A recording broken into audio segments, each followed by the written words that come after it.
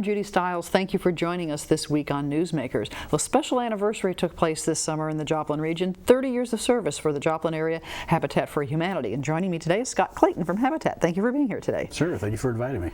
Take people back 30 years ago. It's been that long since Habitat came to town. A little bit of history for people to start with. 1989 was the beginning of Joplin Area Habitat for Humanity, and it's an affiliate of Habitat for Humanity that covers the Jasper County area. So the headquarters of Habitat for Humanity International is Atlanta, Georgia, and that started in 1976. And from that concept of housing for individuals in need and homes that are sold at no interest, it just grew from that. Linda and Millard Fuller began that, and Jimmy Carter became involved with that, really propelled it to the level of what it is today, where there's over 1,000 affiliates throughout the United States and Canada, and it's a worldwide nonprofit. It's the 6th largest builders of homes in the world. So yeah, we all serve our areas, and Joplin Area Habitat for Humanity, we serve Jasper County. So 30 years, and started off small, and have grown tremendously since then. Yeah, I mean, the people who started at the beginning were trying to build one, and slowly but surely building 2, maybe building 3, maybe the next year building 1. So a smaller affiliate doing the best they could.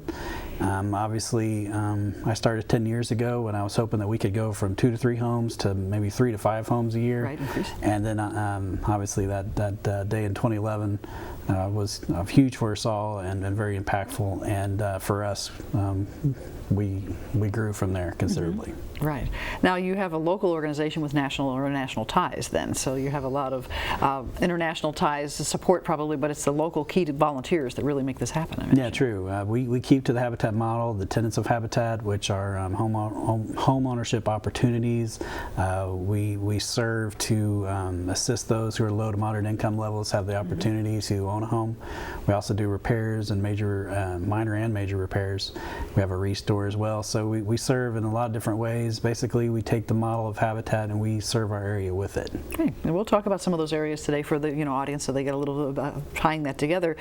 You have board members that support you as well as staff members. A lot of volunteers. It's a really organized group of people pitching in to do this. Oh yeah, definitely. I mean, it takes everybody to be able to do what we do. Our mission is to increase, to improve area housing, and we do that through board, through committees, through building partners, through funding partners, through our customers, through our homeowners. We're having a dinner next week. It's called the Hearts for Habitat dinner, and we invite, I think we got 150 people come in, and those are just really a lot of the people that help make it happen. So it's a nice opportunity to realize that it isn't just a few people, it's a lot of people that make this happen. Real community-wide effort. Now 30 years, you still have those original homes people are still living in. Yeah, we do, and most of them are about ready to pay them off. So that's another thing about Habitat that you always want to mention and like to mention is that it's you qualify, and then we build a home with you and the community, and then it's sold at a no interest loan. And we do that in 20 or 30 year payment back. So the more Habitat homes we build, the better housing we have, the more opportunities others have, but also we can grow by having more income come to us in mortgages. Right. And so for those people who are 30 years now paying off those houses, they've had that dream of having a house. Now they're going to have that dream of having a house that's paid off. Accomplishing those goals. And so that's true, yes. Right. Well, you mentioned the 2011 tornado, obviously, in Joplin. That had such a major devastating impact on housing in our community. And Habitat really stepped forward and said, okay, we're going to take on this new challenge. Yes, the world changed that day for everybody. There was a lot of organizations that were part of that rebuilding effort. We did take on a major role. We had a nonprofit that was perfect as far as our model goes. We had the experience, although in smaller scale, of building homes with volunteers and of course with professionals as well. So we have been doing it. We just had to take it times about 10. And so I know immediately after the tornado, the city seemed to be swamped with volunteers. There was a lot of volunteers. You had a lot of volunteers probably coming to you saying, what can we do to help you? Yeah. I mean, there would be phone calls. It's like, we're bringing 200 people, and we're bringing this, and we're bringing that. And you did your absolute best to try to utilize all that wonderful heart and good intention and turn that into positive results. Right. And now I know you had some high-profile people come in to help build homes, but you also also had, I call John Q. Public. Somebody just said, I'm going to Joplin to help out. Yeah, definitely, and it was all, it was all across the United States, was actually the world too, because the United Arab Emirates, who we had work days with them. So yeah, it was amazing to have so many people from all across the United States come here, and for us to be able to come together with one focus in mind, which is to help your brother and sister in need. Okay. Well, I know you have some photos, and I think that to help us as we talk, and we'll have them call up some of the pictures as we go along, because you can talk about houses and housing, but let's just kind of go through some of the photos and explain what we're seeing here.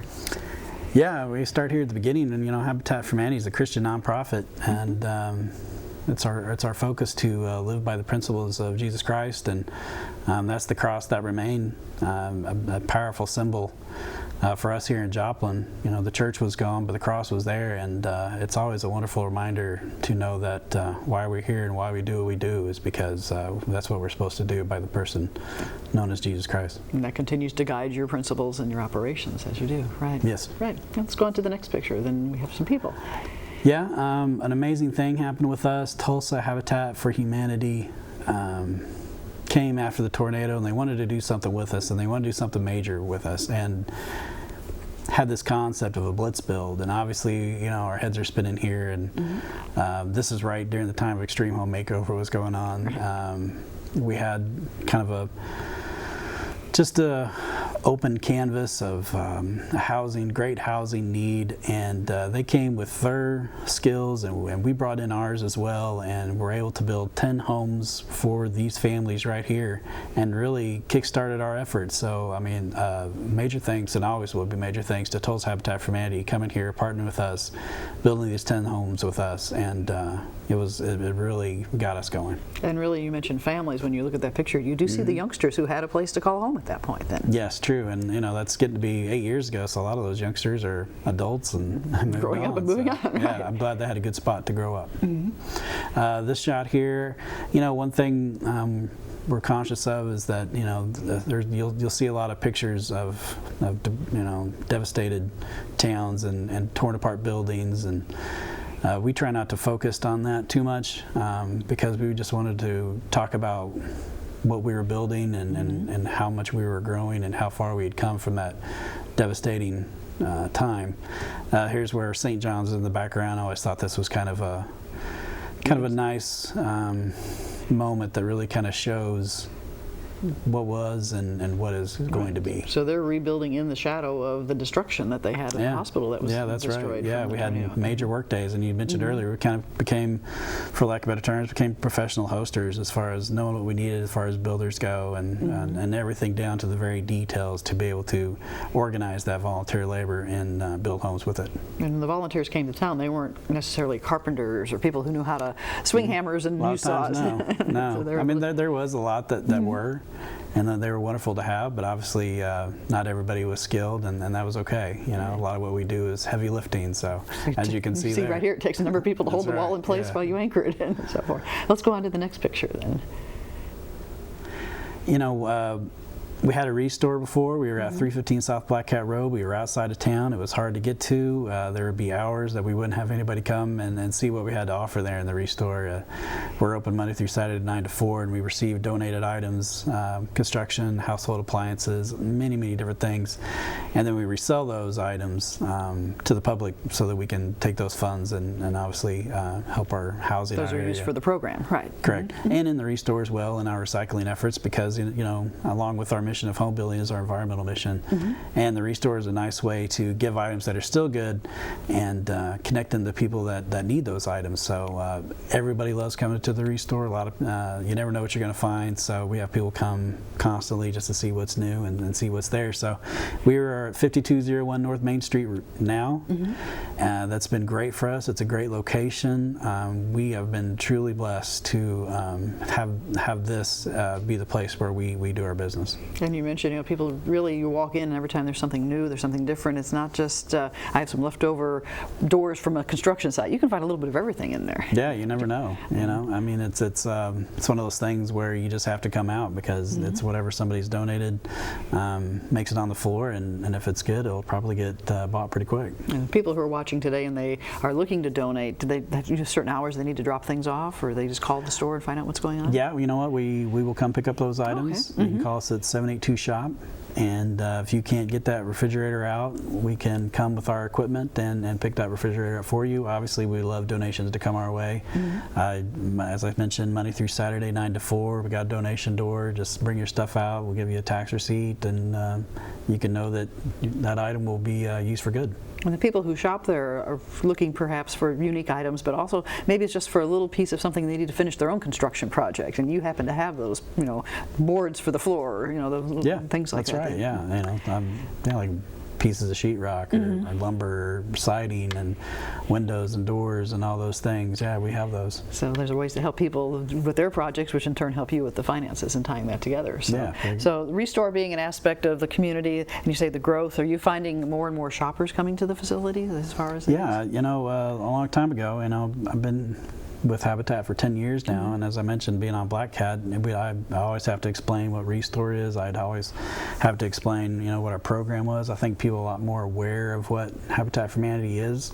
A lot of it has to do with the work that we did in post, but also in this, this location where we're at, and marketing and all those things that we do, that people, the Restore is not a mystery anymore, which is great. Now, can people find out about Restore through social media, Facebook, or websites and so forth? Yeah, Facebook. You got a large Facebook presence, updated all the time with new items, and we definitely keep up on that. And yeah. So like the start of a school year, new college students looking for something for their apartment or dorm, you might have some furniture they could use. Pretty good chance, yeah. Tying into that, right. All right, well, let's go on to the pictures. We'll continue to discuss what we have to show for this.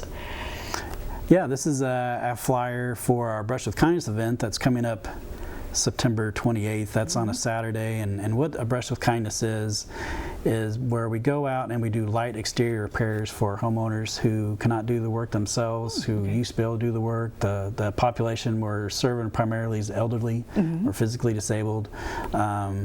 It's not that they don't want to do these repairs or the handrail or everything that can kind of get out of hand on a home. Right. Yeah, and so we just go out there with a group of volunteers, and we have house captains, and we have great support, church support, and we'll go out, we'll make these repairs. Last year we had over 200 volunteers, we went over to 31 houses, and we had a great day. Just go to joplinhabitat.org. You can call us up, 782-6533, if you want to volunteer. We're also looking for projects. Well, I mean, you wouldn't think it, but sometimes that could be our hardest task in this, is for people to call us up, because a lot of the people that we serve through this program, it's not like they want to call and say, hey, can you come help me with this? Sometimes it's hard to ask for help. True. Yeah, and but also understand that at our end we have a lot of people that want to go do this work. So all we're trying to do is put in a couple words to a sentence that's already completed. That's all we're doing with this program. And call us up. You own the home. We'll come out. You see if you meet our guidelines, and see if we can make those repairs for you. So would an example be, say, Grandma lives in town by herself, but she's got that loose railing on the porch that you always worry about, and there's nobody there to fix it for her, or things like that. Yeah, that's a perfect example. So yeah, and when we would go out there and we'd fix that handrail, and maybe we can see some other things that it's like, would it be all right if we did this, or all right? And a lot of times it's like, well, I didn't want to ask for that, and it's like, well, you not wanting to ask for it kind of makes us want to go the extra mile for you. Right, great. So ways to help others. So you're looking for people who have needs as well as people who are willing to volunteer for that. True. September 28th. So it's a one-day kind of a blitz. One day we're going to get everybody out there and work together. That's correct. And we do it throughout the year too. Now that's a major event, and it takes a lot of planning and preparation to put that day together. But we also do that work throughout the year. So yeah, we're not limited as far as Yeah. That's not a one-time thing if you can't get it on the 28th. We want to make repairs every day if we can. So there's a lot of need out there as we continue to do that. Okay, let's continue with the pictures as we continue to look. So we have the kindness and then going on to some volunteers? It's just a group shot, and that's just a really great picture of a wonderful group of people that came together and did some work for this really nice lady. And it's a really great way of bringing camaraderie amongst friends and people in business. And volunteering with Habitat is a great thing because you can get out of the office or you can get out of the house and just take part of a good quality day. So you have a lot of community organizations, churches, companies that will have teams of their members that do that? Yeah, exactly. Just like this group here. So they're, what about, we see the bushes and the greenery and shrubbery and so forth. Is that something somebody just says, I haven't had a chance to get out there and do that kind of stuff? Really? Yeah, and it goes more than that because, this is kind of the after shot here. Right. But they turned the bushes and then they made some repairs to the fence and they put some mulch down, and then we ended up painting the fence, and just a really nice lady that really took pride in her yard. And a lot of times if you're living on your own and you have family out of town, you feel, not only do you feel a little bit isolated and lonely, but you feel like you used to be able to keep up on these things, and now you're not. So there's a little level of potentially embarrassment there, and we want to come in and make it as beautiful as you always had it before. Right. Keep that pride in their home, their community, and imagine that neighborhood pride as well as people, exactly. Look what's happening at the neighbor's home. Right. And it does encourage people. A lot of times we'll be working on a house and people will go out to their house like, I should probably go ahead and take care of that. It does kind of starts a momentum. Kind of a little peer pressure there. Do you find that people will maybe find out that Mrs. Smith is having this work done? Well, I should have thought of that. I can do that too. Kind of word of mouth as far as, I have some needs, Definitely. but I didn't think about it. Definitely. And a lot of that has to do, I'll give you a wonderful story. We went and we were doing an intake and meeting this nice person who was wanting some things done, and across the street there was this gentleman who was a World War II veteran who had this huge tree, and I can't remember exactly this tree, but it kind of, its seed is like this cotton, maybe it's a cottonwood tree, I guess it was. Anyway, it was all over the neighbors' yards, and he really felt bad about it. He didn't know what to do, and it's like, I kind of was talking to him. I was like, would you rather this tree not be here? And he's like, I'd love that tree not to be here. So we worked with our tree guy and had him go by and cut it down. And that was just somebody seeing us and calling us over and met our qualifications, and we got rid of a problem for him. Great. So once again, observing people getting involved in the community, tying that together. Okay, let's go on to some other pictures then we have.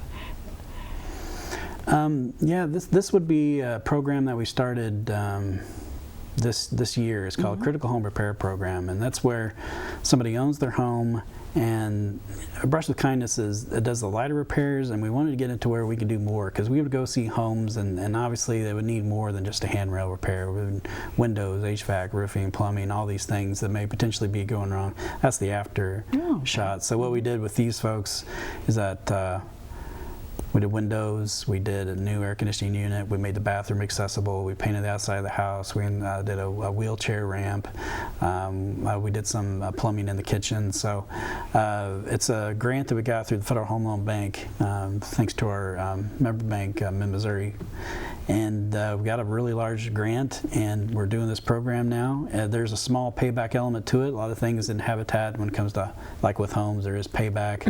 And this as well, but it's 6% of total cost is paid back to Habitat. So it's not necessarily something that you would get at no cost, but when you're talking about something that potentially cost you $20,000, and it may cost you $2,000, and plus we have, if you pay off within a year or 2 years, we have forgivable amounts. So we really want to encourage people to pay into that, but also if you pay us on time and consistently, you'll be rewarded there too. So people on tight incomes, limited incomes, they say, I have a lot of work that needs to be done, but I can't put that $20,000 out for that roof and the blah blah blah that needs to be done. So you can, Yes, exactly.